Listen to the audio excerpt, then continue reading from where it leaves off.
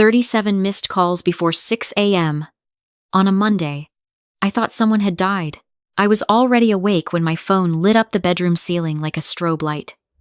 I'm a loan officer at a mid-size regional bank in Columbus, Ohio. I wake up at 5:45 every morning without an alarm because my brain starts running numbers the second consciousness returns. Debt-to-income ratios, approval windows, rate locks expiring at the end of the week. My mind doesn't ease into the day. It opens a spreadsheet. So when I rolled over and saw the screen glowing with 40-minute-old voicemails and a stack of texts so long I had to scroll to read them, my first thought wasn't panic. It was the flat, professional kind of dread I'd trained myself to feel when a deal goes sideways overnight. Then I saw who the calls were from. My mother, 11 times. My father, 9 times. My brother Marcus, 8 times. His fiancée Diane, 4 times. My Aunt Carol, 3 times. 2 numbers I didn't recognize. And a single text from my cousin Britt, who never texts me, that simply read, "Call your mom. It's about the house." I sat up. The house. For the past 4 months, the house had been the only thing my family talked about. Marcus had found a 4-bedroom colonial in Westerville, a suburb north of Columbus where the school districts were good and the backyards were wide enough to matter. He and Diane were getting married in September. The house, in their minds, was the beginning of everything. The proof that they had arrived. I heard about it at my parents' dinner table, in the family group chat, in individual texts from my mother that said things like, "Marcus found the one. Sara, you should see the kitchen," as if the kitchen had feelings, and I was being rude for not visiting it. The asking price was $347,000. Marcus was a project manager at a mid-level construction firm.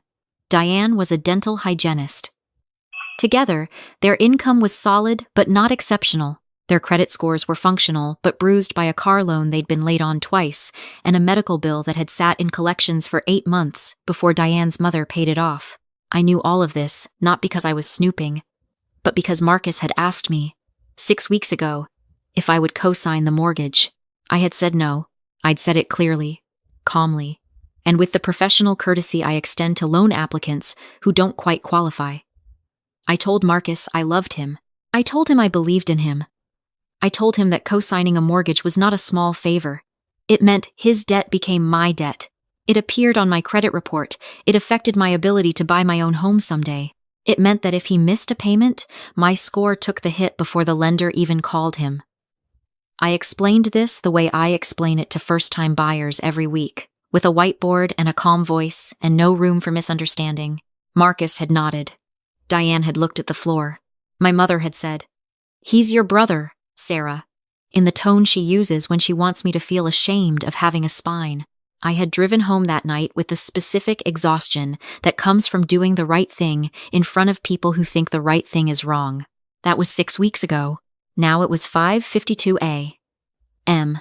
on a Monday, and my phone was a blinking emergency beacon, and my cousin Britt was texting me about the house, and I had 37 missed calls from people who had all heard my answer and apparently decided my answer didn't count.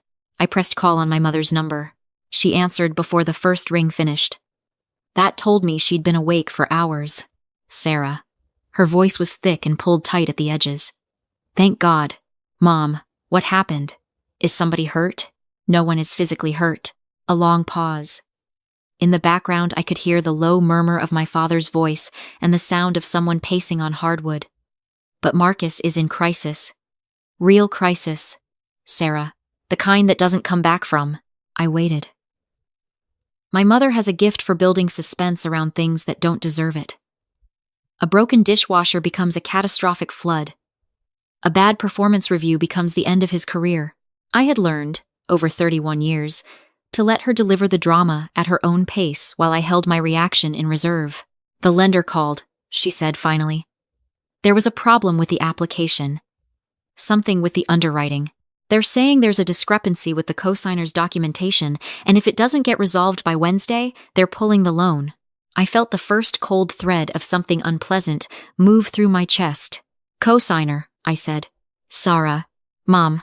I kept my voice even. "I told Marcus I wasn't co-signing. 6 weeks ago.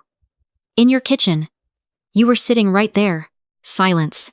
Mom, he needed the house, Sara. Her voice shifted. The guilt building began. Slow and practiced, like a musician finding a key. He's been working for this his whole life. You know what his childhood was like. You know what he went through. He just needed someone to believe in him. So what did he do? More silence. Longer this time. He submitted the application, she said carefully. With your name on it. I sat very still, on the edge of my bed. My feet were on the cold floor. The ceiling fan made a slow, indifferent rotation above me. He submitted a mortgage application, I said, with my name on it as co-signer. He was going to tell you. He said he was going to tell you as soon as it was approved, and then you'd see the house and understand, and it would all... Did he forge my signature? The pause that followed lasted 4 full seconds. I counted them. He used your information, my mother said. He knew your social security number. He had your address. He said he thought, did he forge my signature on a legal document? Sara, please don't use that word. Mom. I stood up. I was fully awake now in a way that had nothing to do with the hour. That word is the accurate word. If Marcus submitted a mortgage application with my name on it as co-signer, and I did not sign that document, and I did not give him permission to sign it on my behalf, then he forged my signature. That is a federal crime. I heard my mother pull in a sharp breath. Don't say that. Don't you dare say that about your brother. I'm not saying anything about my brother that isn't factually true. He is your blood. Her voice cracked. He is your family. The lender is going to pull the loan. They're going to investigate. If you don't call them and confirm the co-signature, Marcus loses the house. They flag the application for fraud, and his credit is destroyed. Everything he's built is gone.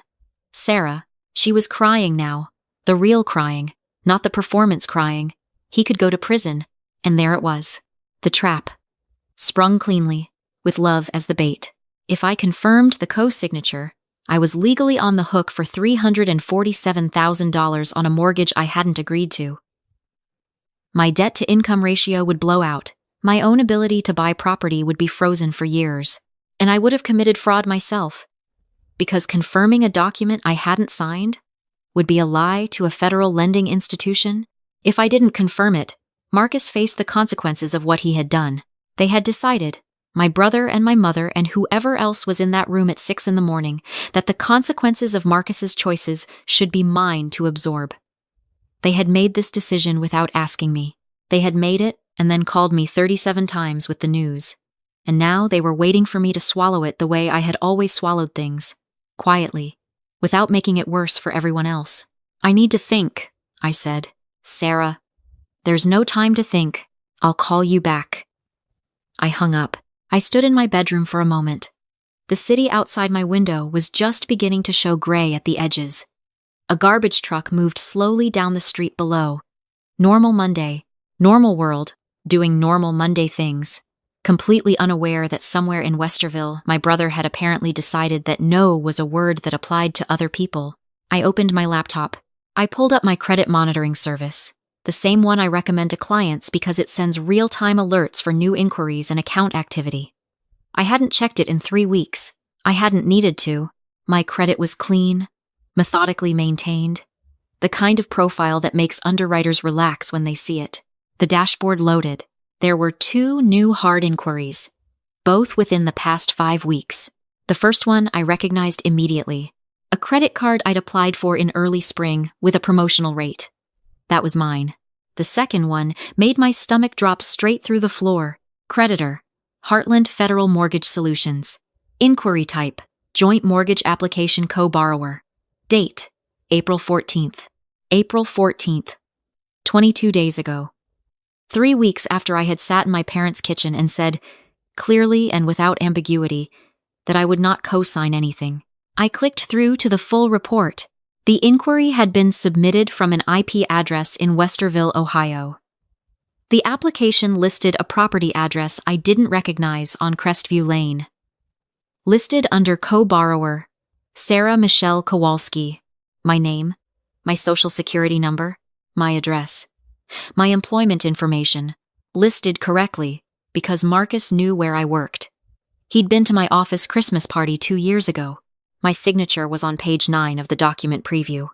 I zoomed in on it. It wasn't my signature. I've signed my name 40,000 times across loan documents in my career. I know exactly how my capital S curves and where my L drops below the baseline. The signature on page 9 was close. It was the kind of close that passes a casual glance. But it wasn't mine. And I knew it the way you know your own face in a mirror. Without thinking. Just knowing. I sat back in my chair. My phone buzzed. A text from Marcus. Sara, I know you're awake. Please just call the lender and confirm. It's one phone call. You won't have to do anything else. I promise. I'll handle the payments. I've never missed one on anything important. You won't even know the mortgage exists. Please. This is my whole life. I read it twice. You won't even know the mortgage exists. I thought about what that meant from a technical standpoint. It meant that if Marcus ever missed a payment once, just once, the derogatory mark would appear on my credit report without warning, because I was the co-signer. It meant that if Marcus and Diane divorced, or lost their jobs, or decided to sell the house for less than they owed, the deficiency could come after me. It meant that I was carrying $347,000 in liability that I had explicitly declined to carry, for a house I'd never been invited to see, for a decision made about my financial life without my participation, and they wanted me to confirm it, to call the lender and say, yes, that's my signature, yes, I agreed to this, yes, I am on board. My phone buzzed again. My father this time. Sara, your mother is very upset. Marcus made a mistake, but he's your brother. Our family doesn't let each other go to prison over a house. Please do the right thing. I put the phone face down on the desk. I am a loan officer. I process mortgage applications for a living. I know exactly what the right thing looks like when a cosigner is fraudulently listed on an application, and it has nothing to do with calling the lender and confirming a forgery. The right thing, the legal thing, the only thing that protects me, is reporting it. But I also knew what reporting it meant. It meant Marcus's loan would be denied. It meant the forgery would be flagged with the lender, reported to the credit bureaus, and potentially referred to law enforcement. It meant a federal investigation, possible charges, a criminal record. It meant my mother would never forgive me. It meant I would become the villain of every family dinner for the rest of my life. It meant the full weight of a choice Marcus had made would land on my shoulders anyway, just differently this time in the form of guilt instead of debt. The guilt was trying to find its way in. I could feel it at the edges of my thinking. The familiar low hum of being the one who ruined everything, the one who made things hard, the one who couldn't just be a team player for once in her life. I thought about what my job actually was. Every week, I sat across from people who wanted desperately to own a home. I reviewed their documents. I verified their income, their signatures, their identities. I did this because the integrity of that process protected everyone: the buyer, the lender, the market. Fraud in mortgage applications was one of the reasons the 2008 crisis happened. It wasn't abstract. It had consequences that reached people who'd never been in a room with the original fraud at all. I was sitting inside a mortgage fraud right now, and I was being asked to make it worse. I picked up my phone. I did not call my mother back. I did not text Marcus. I opened my contacts and scrolled to a name I hadn't needed in almost 2 years. Daniel Marsh, Fraud Compliance Officer at Heartland Federal Mortgage Solutions. We'd been on a professional development panel together in 2022. He'd given me his card. I found his work email in my contacts. I looked at the clock. 6:17 a.m. I wrote the email anyway. Fraud compliance people keep strange hours. It's the nature of the work. Daniel Sara Kowalski from Ohio Commerce Bank. We met at the Columbus Mortgage Professionals panel in 2022. I'm reaching out regarding application number. I found the reference number in my credit report and typed it in. I believe my identity has been used without my authorization on a co-borrower application at your institution. I have documentation. Please call me at your earliest convenience. This is time sensitive. I sent it.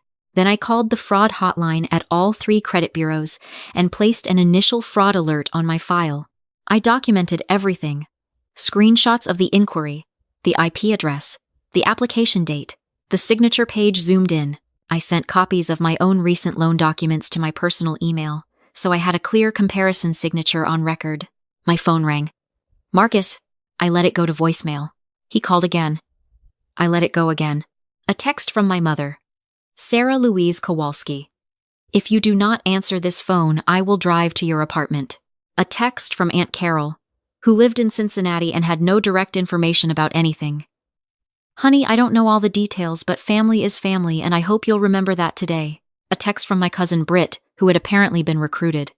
Hey, so just wanted to say, Marcus is really scared, and your mom is a mess. Whatever's happening, I hope you guys can work it out. I didn't respond to any of them.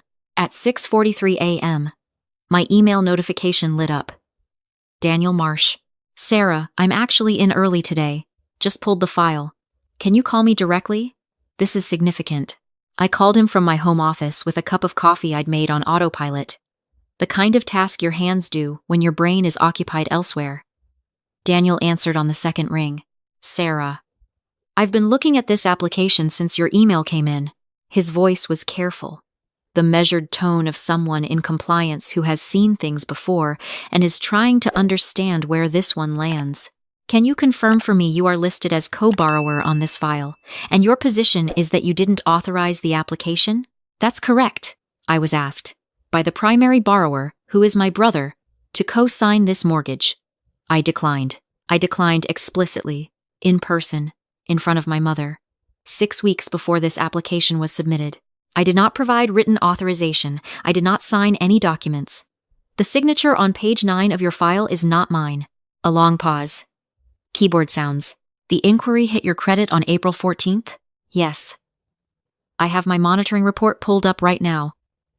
The inquiry originates from an IP address in Westerville, which is where my brother lives. Okay. More keyboard sounds. Sarah, I want you to understand once I log this contact, this becomes a formal fraud investigation. The application will be suspended. There will be a review process. The information may be referred to law enforcement depending on what the investigation finds. You understand that? I understand. And you're sure you want to proceed? I thought about the signature on page 9. I thought about $347,000. I thought about my mother saying he knew your social security number, as if knowing a thing gave you the right to use it. I thought about the 37 missed calls and the email from my cousin and Aunt Carol in Cincinnati, who didn't know any of the details but had somehow been drafted into making me feel like a bad person before sunrise. I'm sure, I said. All right. I'm going to need you to submit a written statement and supporting documentation. Can you do that today? I can do it within the hour. We spent 20 minutes on the call going through the process. After I hung up, I opened a document and wrote my statement. I attached my passport photo, a utility bill confirming my address, my own signed loan documents from the past 2 years as signature comparisons, and a screenshot of the credit inquiry with the Westerville IP address highlighted in a red box. I submitted everything at 7:31 a.m. At 7:44, my mother knocked on my apartment door. She had driven 40 minutes in rush hour traffic. I heard her in the hallway before I saw her. The specific sound of her voice doing the thing it does when she's performing distress for an audience. Except there was no audience, just the empty corridor of my building and the closed doors of my neighbors who were trying to get to work. I opened the door. She looked exhausted. She'd been crying recently and the skin under her eyes was puffy in the particular way that means she'd been crying for hours, not minutes. She was still in her coat, the gray one she'd had for years, and she was holding her phone in both hands the way she does when she needs something to grip. I need you to stop whatever you've done, she said. I stepped back and let her inside. Not because I was inviting warmth, because neighbors were doors away, and I wasn't going to have this conversation in a hallway. She came in. She looked around my apartment with the expression she always wore here, the one that said it was too small and too neat and too solitary and too much like a life she didn't understand. She sat down on my couch without being asked. I submitted a fraud report, I said. I didn't sit. I stayed standing near the kitchen counter because I needed to be the one who could end this conversation. The application is suspended. There will be an investigation. My mother made a sound I'd never heard her make before. It wasn't crying exactly. It was something beyond crying. Something that came up from somewhere deeper and more animal. You reported your brother, she said. I reported that my identity was used without my authorization on a federal loan document. He is your brother. He forged my signature on a mortgage application. Do you know what this means? Her voice rose. Do you know what this does to him? To Diane? They already gave notice on their apartment. They were supposed to close in 3 weeks. They'll have nothing. Marcus will have a record. He could lose his job. The firm does background checks, Sara. If he gets charged, he loses everything. I know, I said. And you did it anyway. Yes. She stared at me. I'd seen my mother angry many times. Angry when I got a B in AP chemistry. Angry when I chose Columbus over moving back to our hometown after college. Angry when I bought my own furniture instead of taking the hand-me-downs she'd offered, because the hand-me-downs meant I'd be living inside her choices instead of mine. I knew her anger well. It was a familiar room, but what I saw on her face right now wasn't quite anger. It was something more complicated. Something that looked almost like fear. You were supposed to be the responsible one, she said quietly. I was responsible, I said. I was responsible to myself. She left 20 minutes later without resolving anything. She didn't say goodbye. She walked out the door and I heard her heels on the floor of the hallway, and then the elevator, and then silence. I stood in the kitchen for a minute. The coffee I'd made earlier was cold. I poured it down the sink and made a fresh cup. The next 4 days were the loudest silence I've ever lived through. My phone buzzed constantly with texts I didn't open. My brother called 17 times. Diane called once.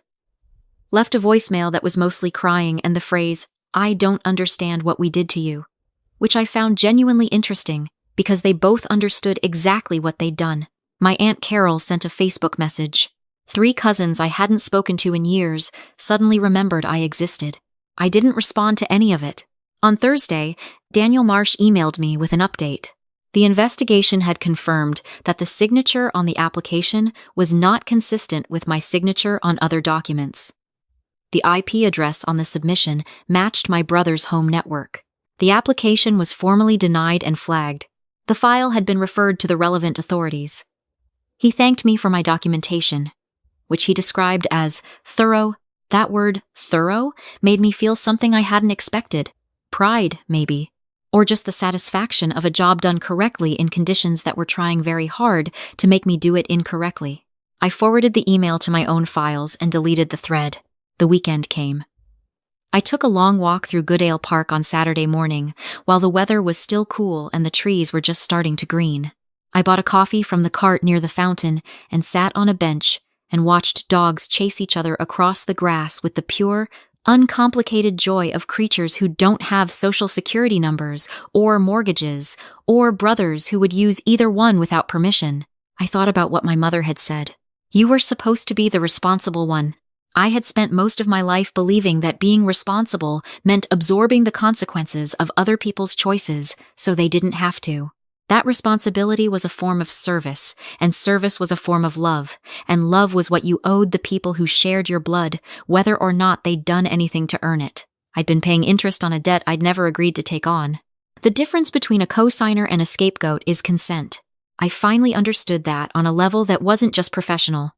I finished my coffee. I walked home. 6 weeks later, my brother called me from a number I didn't recognize, which told me he knew I'd blocked the other one. I almost didn't answer, but something in the back of my mind said, "Let this be the last conversation." Not the last missed call, I answered. Marcus sounded different. Quieter. The particular quiet of someone who has had things explained to them by people with authority and can no longer pretend the explanation isn't true. "I'm not calling to fight," he said first. "Okay, He stopped. Started again. "I need you to know. I know what I did. I've been working with a lawyer. The firm knows." It's a long exhale. "It's bad, Sara. It's really bad. I know. I told Mom it was my fault. That I didn't give you a choice. She doesn't fully believe me yet, but I told her. I didn't say anything. I don't expect you to forgive me," he said. "I'm not asking for that. I just didn't want the last thing between us to be me doing the worst thing I've ever done and you walking away thinking that's all there is." I looked out the window of my apartment at the street below. A woman was walking a very small dog that appeared to be arguing with a pigeon. The pigeon was winning. "I don't think that's all there is," I said finally. "But I also can't pretend it didn't happen. I know. I spent 6 years building my credit score. I spent 2 years working toward buying my own place. You almost took that from me. Not accidentally. You knew what you were doing, and you did it anyway, because you thought I'd go along with it rather than make things difficult. Yeah, he said quietly. I did. You were wrong. I was wrong. The silence that followed wasn't comfortable, but it was honest, which was more than most of the silences in my family had ever been. Take care of yourself, Marcus, I said. I hung up. I didn't know what would come of it. Whether his case would be resolved quietly or loudly, whether my mother would eventually circle back to a version of the story where I was the reasonable one, whether Marcus and Diane would find another path, or whether this would be the thing that broke something in them permanently, I didn't know, and I had made a decision. Somewhere in those early morning hours, with the credit report glowing on my screen, to stop spending my energy managing outcomes that weren't mine to manage. What I did know: my credit report was clean. My signature was mine again. My financial future was intact. The apartment I'd been quietly researching for 2 years, a one-bedroom condo with south-facing windows in the short north, had just come down $8,000 in list price, and I had a pre-approval letter sitting in my email that had my name on it, and only my name, exactly the way I had put it there. I opened the listing. The kitchen had good light. I scheduled a showing for Tuesday.